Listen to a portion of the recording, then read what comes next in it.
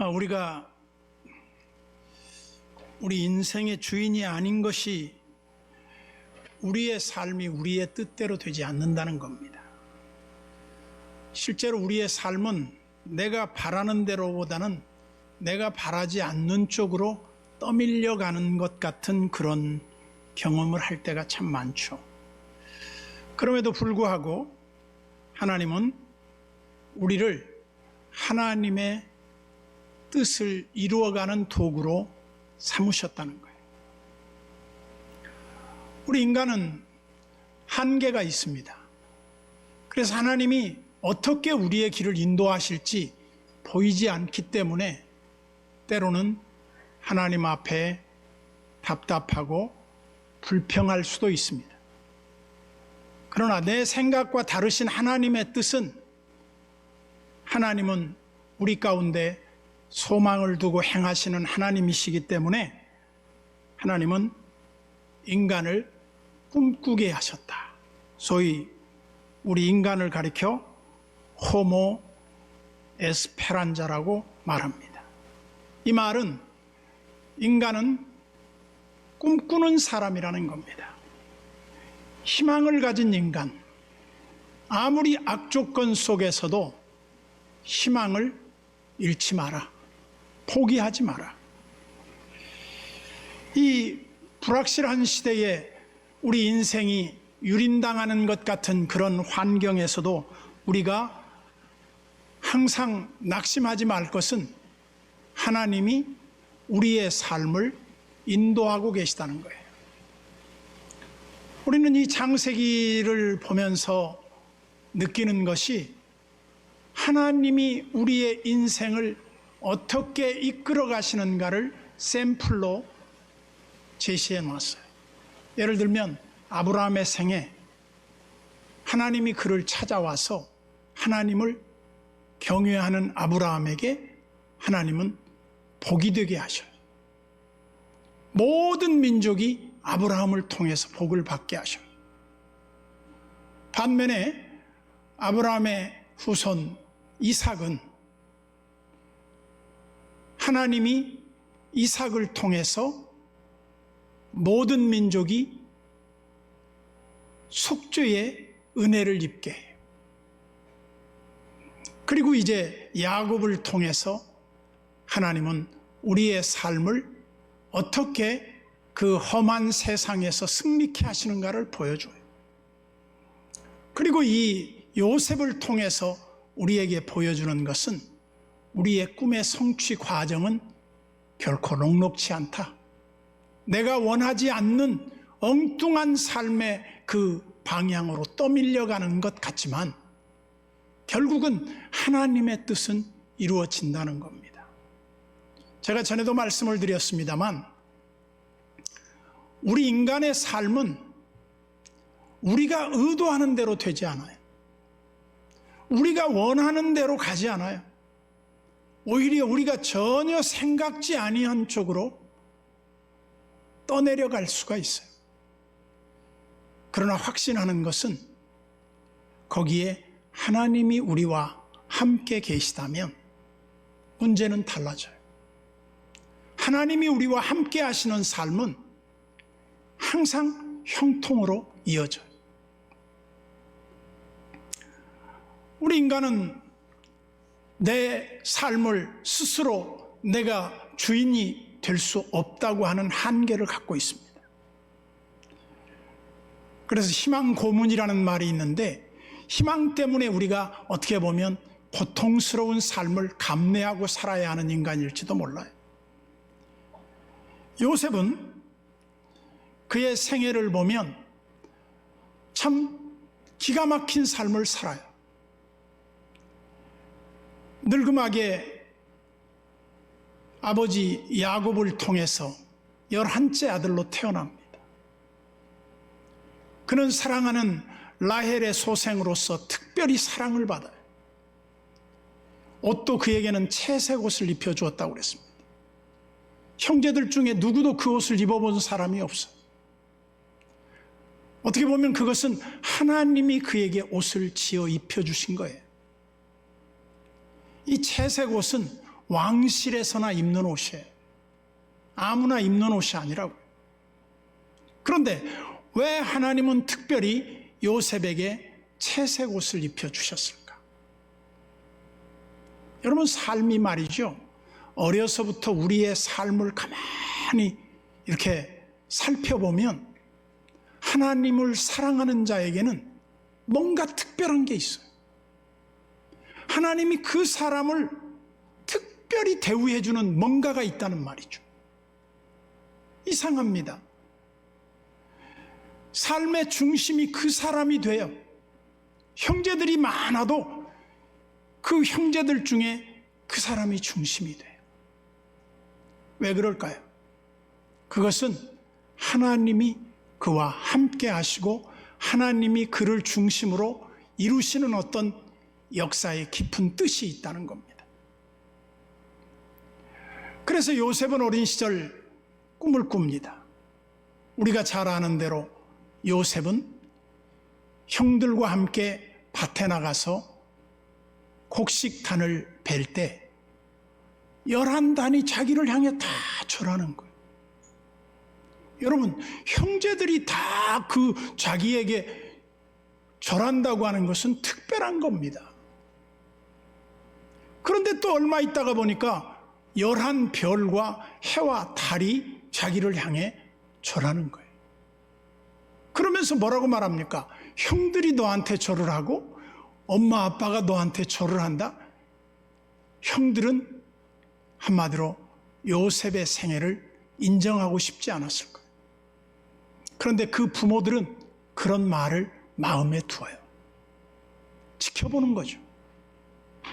그런데 어느 날 창세기 37장에 보면 형들의 간식거리를 싸가지고 그 도단까지 가서 형들에게 간식을 전해주는 요셉을 보자마자 뭐라고 말합니까? 야, 저기 꿈꾸는 자가 온다.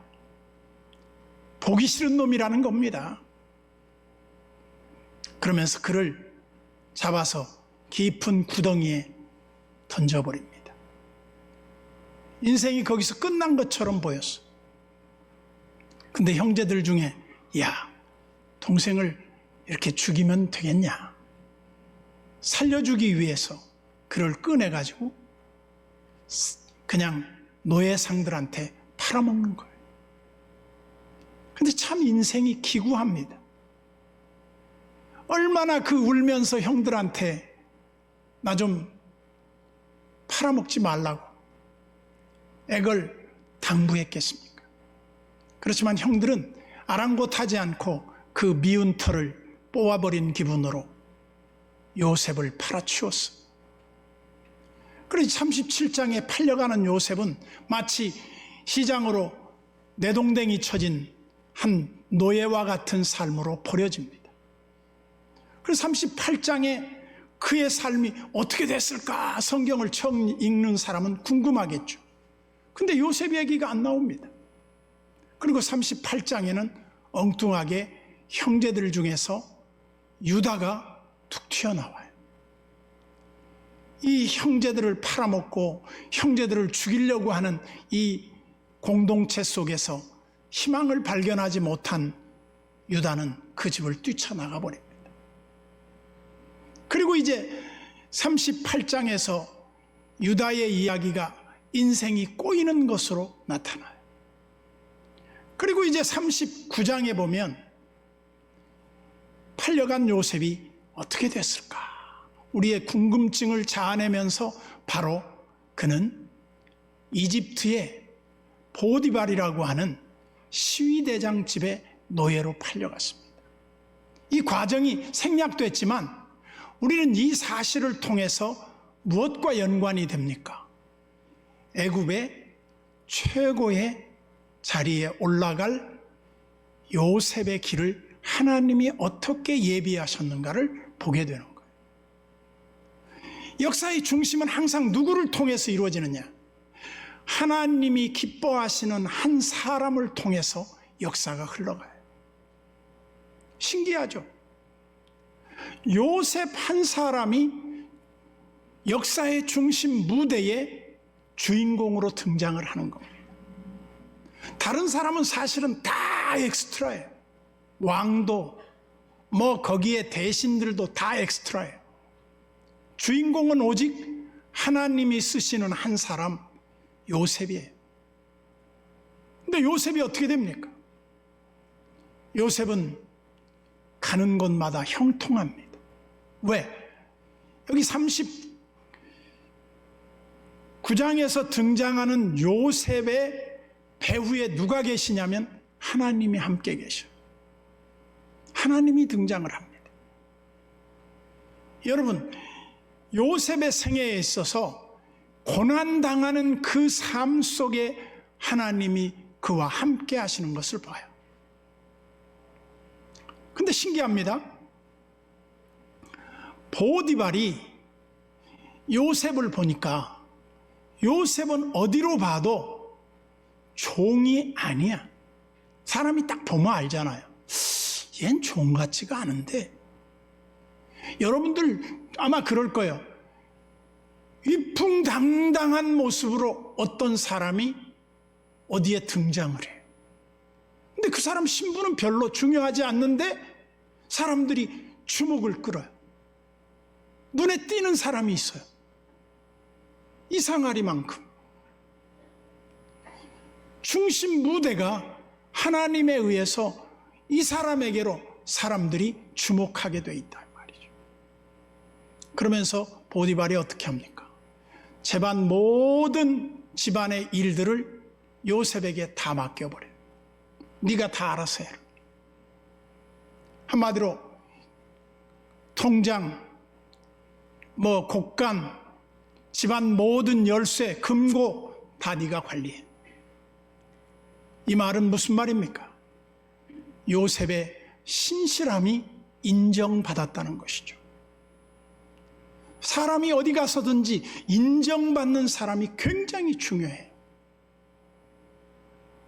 인정받는 사람은 어디를 가든지 인정을 받아요. 근데 인정받지 못하는 사람들은 어디를 가든지 인정받지 못해요. 참 신기하죠. 그러더니 이 멋진 한 요셉이라는 청년에게 시련이 옵니다. 그것은 억울한 누명인데 보디발의 아내가 요셉을 봤을 때 그에게 굉장한 매력을 느꼈던 것 같아요. 그러니까 요셉과 함께 있으려고 하고 요셉 곁에서 나와 함께 사랑을 나누자는 겁니다. 그런데 요셉은 코람데오의 신앙이 있었어요. 내가 어떻게 하나님 앞에 범죄할 수 있습니까? 죄송하지만 저는 그럴 수 없습니다. 거절을 해요. 여러분, 신앙이 정말 중요할 때 뭐가 우리에게 있어야 되느냐? 눈앞에 보이는 당장의 유익을 거절할 줄 알아야 돼요. 그래서 결국 그는 어디로 갑니까? 노예에서 이제 죄수의 몸으로 감옥에 갇혀요. 마치 어떤 그 그래프로 본다고 하면 요셉의 위치가 점점 내려가고 있어요. 그러던 어느 날 요셉도 꿈을 꾸지만 이 두 장관이 감옥에서 꿈을 꾸고 한마디로 굉장히 걱정이 늘어져 있어요. 그때 요셉이 뭐라고 말합니까? 아니, 무엇 때문에 이렇게 근심하고 있습니까? 나 어제 밤에 꿈을 꿨는데 무슨 꿈인지 좀 꿈이 별로 이해가 안 돼. 나한테 꿈을 한번 얘기해보라. 여러분, 신앙이 있고 영감이 있는 사람의 특징이 뭐냐면요, 어떤 상황을 볼 때 반드시 하나님의 그 시각에서 예리함을 갖게 돼요. 남들이 보지 못하는 걸 봐요. 남들이 깨닫지 못하는 걸 깨달아요.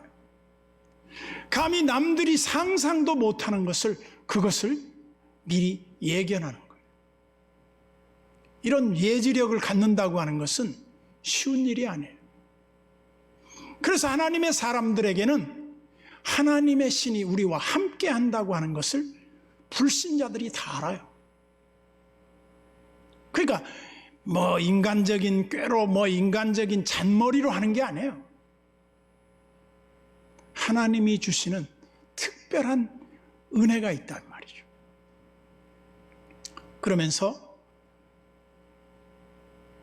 요셉이 꿈을 듣고 해석을 하는데, 떡 굽는 관원장은 술 따르는 관원장은 포도 세 송이가 열렸는데 내가 광주리를 이고 가는데 그걸 짜가지고 왕의 잔을 다시 드렸다 그래. 그 당신은 3일 후에 왕께서 당신을 복직할 겁니다. 근데 그 옆에 듣고 있던 떡 굽는 관원장이 이거 길한 해석이 굉장히 좋거든. 나도 꿈을 꿨는데 광주리를 이고 가는데 새가 내 머리에서 떡을 먹더라. 그러니까 당신은 3일 후에 목에 달려 교수형을 당할 것이오. 근데 3일 후에 그대로 됐어요. 근데 이 술 맡은 관원장이 요셉을 구명해 줘야 하는데 그 은혜를 잊어버리고 2년이 지나갑니다. 근데 신기해요. 사람은 기억 못해도 하나님은 기억하게 해요. 2년 후에 왕이 꿈을 꿉니다. 여러분, 이 성경이 완성된 후에는 하나님이 꿈으로 역사하지 않습니다. 기록된 말씀으로 역사해요. 그런데 이 성경이 기록되기 전이었기 때문에 하나님이 계시하는 방법은 3가지가 있었어요. 하나는 하나님이 직접 말씀하는 방법이에요. 아브라함에게 나타나서 말씀해요. 2번째는 야곱과 같이 하늘의 문이 열리고 요셉이 잠을 자는데 하늘에 사닥다리가 내려오더니 천사들이 오르락내리락 하는 꿈을 꾸는 거예요. 꿈으로 말씀해요. 3번째는 천사들을 통해서 말씀해요. 선지자를 통해서 말씀해요. 그런데 지금 이 족장 시대에는 꿈으로 주로 말씀했단 말이죠. 근데 요셉이 꿈을 해석해 주는데도 일가견이 있는데 이거 역시 뭡니까? 하나님의 신이 그와 함께 하지 않으면 이렇게 못해요. 그런데 왕이 꿈을 꿔요. 그런데 이런 꿈을 꿉니다. 충실한 7 이삭이 나오더니 그 뒤에 아주 파리하고 메마른 이삭이 나와서 그걸 잡아먹어 버리더라는 거예요. 무슨 식물이 식물을 잡아먹습니까? 희한한 꿈이죠. 그러더니 살진 7 암소가 등장하더니 뒤에 삐쩍 마른 소들이 나와가지고 그 소를 잡아먹어 버리더라는 거예요. 근데 이 꿈이 도대체 뭐냐 이거예요. 아무도 해석을 못하는 거예요. 그때 술 맡은 관원장이 왕이여 부끄럽지만 제가 2년 전에 옥에 갇혔을 때 제 꿈을 기가 막히게 해석해 준 사람이 하나 있었습니다. 그 사람 데려오라고. 그래 이제 요셉이 왕 앞에 서는 거예요. 저는 그렇게 봅니다.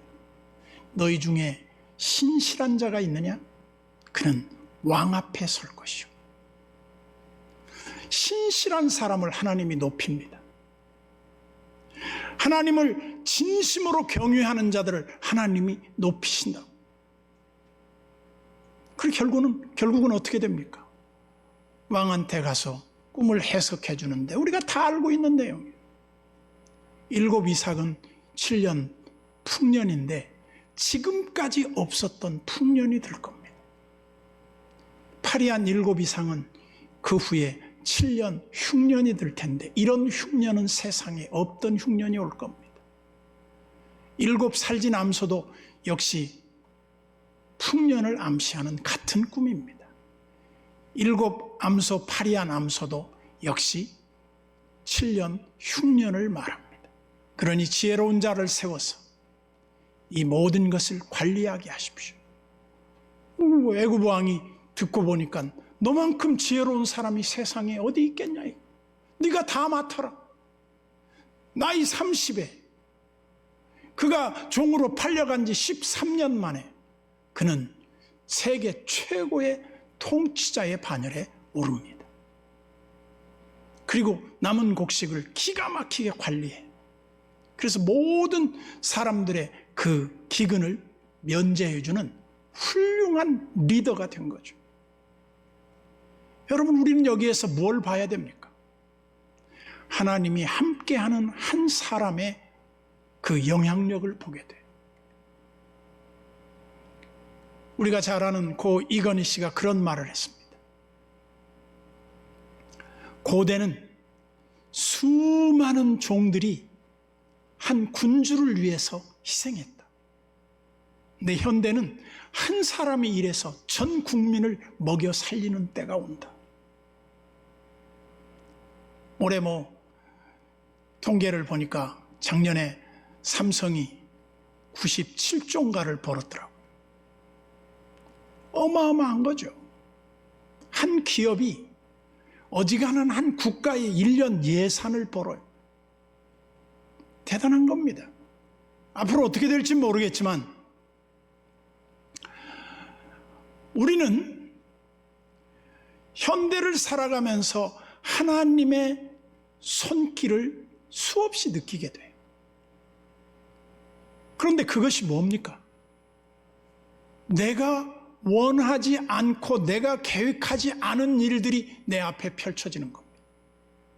그래서 내 삶이 내 것이 아니라 하나님의 놀라운 손길에 의해서 우리의 삶이 축복의 역사를 새롭게 써간다 이거죠.